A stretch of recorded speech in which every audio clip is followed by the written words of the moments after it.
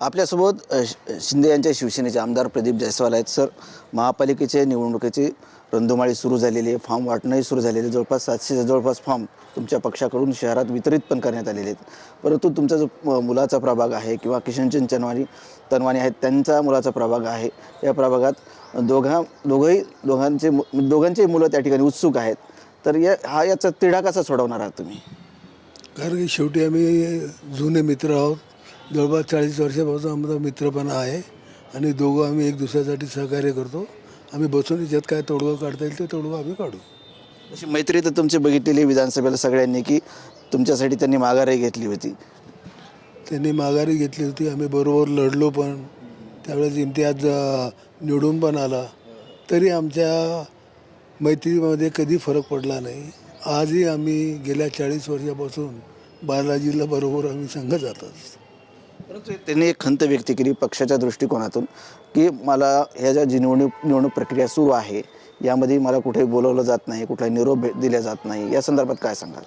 नाही, मला पण या का जो फॉर्म वाटप आहे या कमिटीवर मी पण नाही आहे. आजच आलो होतो, तो मी राजू म्हणला बसा म्हणून मी बसलो. ॲक्च्युली ती जी मोठी कमिटी आहे त्याच्यामध्ये तनवानीजी त्याच्यामध्ये आहे. प्रश्नच येत नाही, कारण की शेवटी माझी आमदार आहे आणि आमचे मित्र आहे आणि शिंदेसाहेबांनी कमिट्या वाईज बनवलेलं आहे.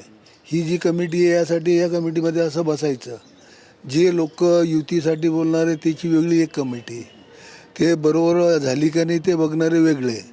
आज शहरामध्ये प्रत्येक लोकांना चांगले उमेदवार आहे का नाही या ठिकाणी शिंदेसाहेबांच्या जवळपास सर्व ठिकाणी सर्वे चालू आहे आणि त्या सर्वेच्या माध्यमातून सर्व मुलांना या ठिकाणी जे बी असतील इच्छुक चांगले असतील त्या लोकांना या ठिकाणी उमेदवारी दिली जाईल.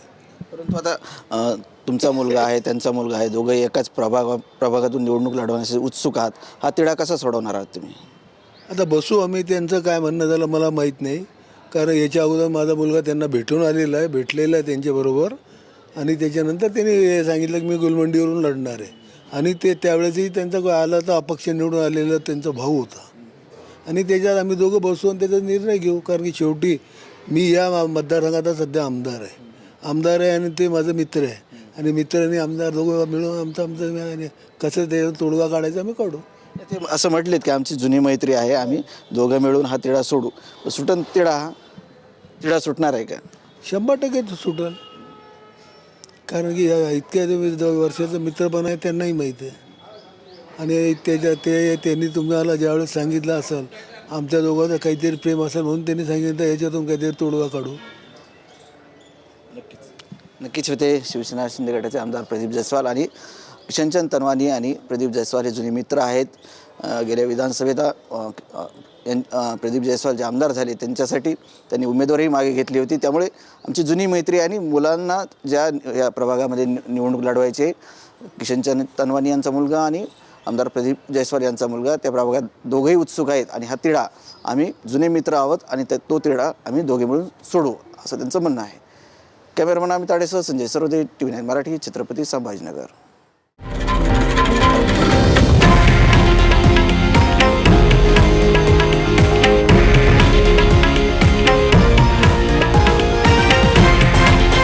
हे आहे देशातील नंबर 1 न्यूज नेटवर्क आणि आपण पाहत आहात TV9 मराठी, एकमेव.